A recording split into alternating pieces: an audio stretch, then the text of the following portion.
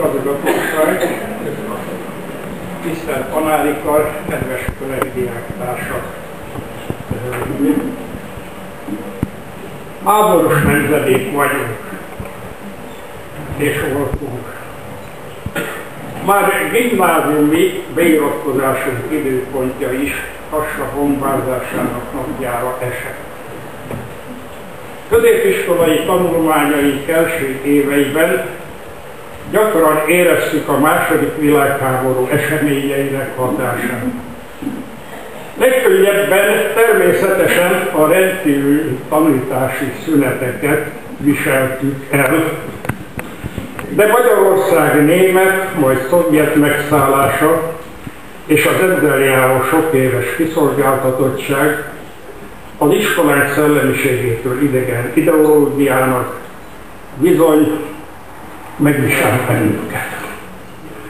Az iskola szellemiségét látszólag megtűrő, de az alkalmazkodásunkat megkövetelő politikának egész pataki tanulmányaink alatt éreztük a hamisságát, őszintétlenségét. Őszintén örültünk volna annak, ha a régi rendet valóban egy demokratikusabb váltja fel, de mitől lett volna okunk örömre, amikor azt tapasztaltuk, hogy az új hatalom birtokosai már csak a lakosság megtévesztésének szándékával is minduntalan összekeverték a demokrácia és a kommunizmus fogalmát. Hamarosan megtudtuk tőlük, hogy néhány jó tanárunk is reakciós volt. S a háború után népbíróság elé állították őket. De nem lettünk volna pataki diákok, ha ezt szó nélkül hagytuk volna. Például Harsányi István Sátoraljaújhelyi népbírósági tárgyalásán tüntető módon számos pataki diák jelent meg, közülük többen gyalogtéve meg az utat, mert már nem tértek fel a kisvonatra. Aztán következett a tananyag ideológiai szempontú átértékelésének időszaka. A mai diák már el sem tudja képzelni, hogy történelem tanára az új tananyag elmagyarázása után ilyen kijelentést tegyen. Érettségire úgy tanuljátok meg a tananyagot, ahogyan a könyvben van, hogy a kormány biztos meg legyen elégedve. De minden úgy igaz, ahogy én mondtam. Idézett dr. Orbán István tanár.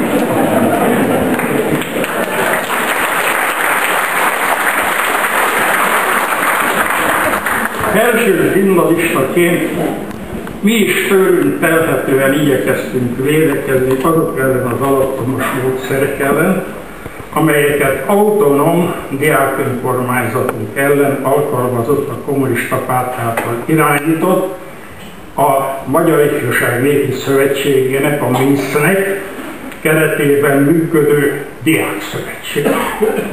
8-os korunkban már arra irányuló akciót szervezett, hogy az egyházi kezelésben hagyott 4 református kollégium gimnáziumának diákönkormányzatai maguk érjék a diákszövetséghez való csatlakozásukat, mert az ilyen háttérrel érettségizett növendékeink hamarabb eljutnak az egyetemekre, főiskolákra.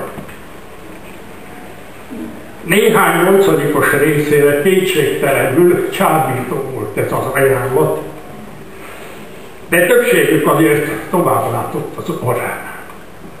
A 4 református egyházi iskola diákjai közül sajnos csak mi, atakiak utasítottuk vissza ezt az ajánlatot.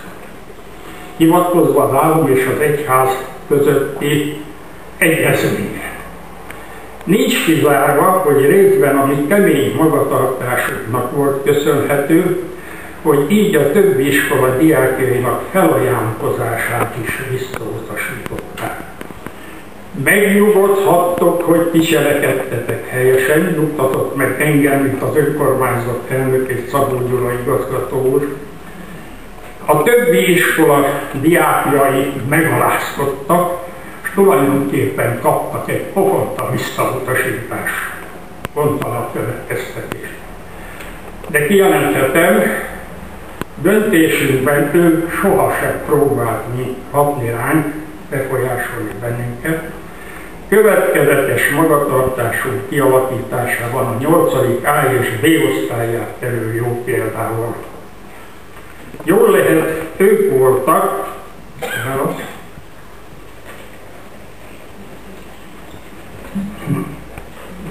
ezek a papírok,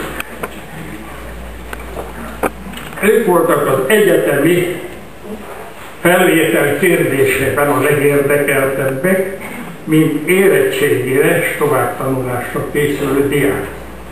És a magatartás természetes következménye volt az is, hogy a Mindszenty herceg primás elleni per idején gimnáziumunk önkormányzata megtagadta a részvételt egy Mindszenty és Barta plébános elleni tüntetést.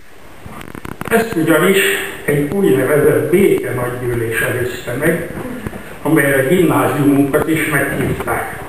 Részt is vettünk rajta, de mivel a szervezők a gyűlés utánra tervezett tüntetés spontánnak szerették volna feltüntetni, igyekeztek előttünk is eltitkolni. A titkolózás eredménye az lett, hogy mire a gyűlés többi résztvevői kijöttek a teremből, hogy a tüntetéshez felsorakozzanak, már csak fült helyüket találták az udvaron a református gimnázium diákjainak. Igaz ugyan, hogy én ezért kerültem egy évre teológiára az egyetem helyett. Ugyanis figyelmeztettek arra, hogy ne is adjam a jelentkezési lapomat, mert Magyarországon úgysem vesznek fel egyetemet. És én, aki évekig azért szöglöstem országhatáron át, meg vissza, hogy magyarul tanulhassak, valóban kénytelen voltam visszamenni Csehszlovákiába, hogy egyetemet végezhessek. Szerencsére már akkor ott is egy kicsit javult a helyzet. Tisztelt igazgatóság, tanárurak, kedves diáktársak! Engedjék meg, hogy az egykor 31+25 összesen 56 tagot számláló 2 8. osztálynak már alaposan megfogyatkozott tagjai nevében köszönetet mondjak iskolánknak, amely nem csak ismereteket adott, és felkészített bennünket az életre, hanem gerinces, a jót a rosszról megkülönböztetni tudó emberek készítették. Nézzék el nekem, hogy a mai találkozói köszöntőm a megszokottól eltérővé egy kicsit talán iskolatörténetivé sikeredett, és mivel már csupán egy páran vagyunk, ások és bések, akik még vállalhatjuk a megjelenést a találkozón, talán már nem is az a érdekes, hogy a 2 osztály diákjai hogyan érvényesültek az életben. Elégedjünk meg annyival, hogy senki sem éhezett közülünk, de meg sem gazdagodott senki. Inkább arról szóltam hát, hogyan álltunk helyt, mint iskolánk neveltjei a rendkívüli körülmények között. Úgy érezzük, nagyobb részünk azt tette, ami elvárható volt egy pataki diáktól. Ha jó tanácsot adhatok ez alkalommal a fiatalabb társainknak,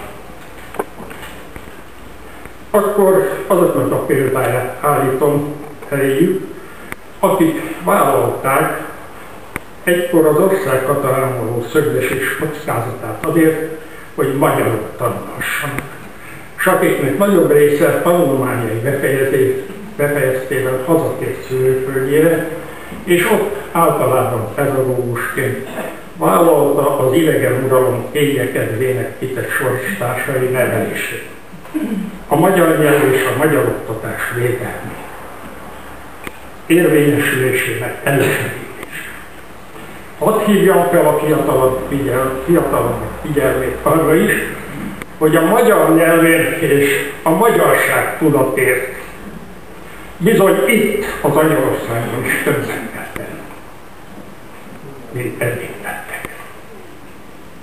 Hogy kikerüljön az ország abból a mély szakadékból, amelyben az utóbbi évtizedek néptelenes politikája sodortak, mert csak így válhatnak valóságát Petőfi 161 évvel ezelőtt lévő szavai, a magyar név megint szép lesz, méltó régi nagy hírért.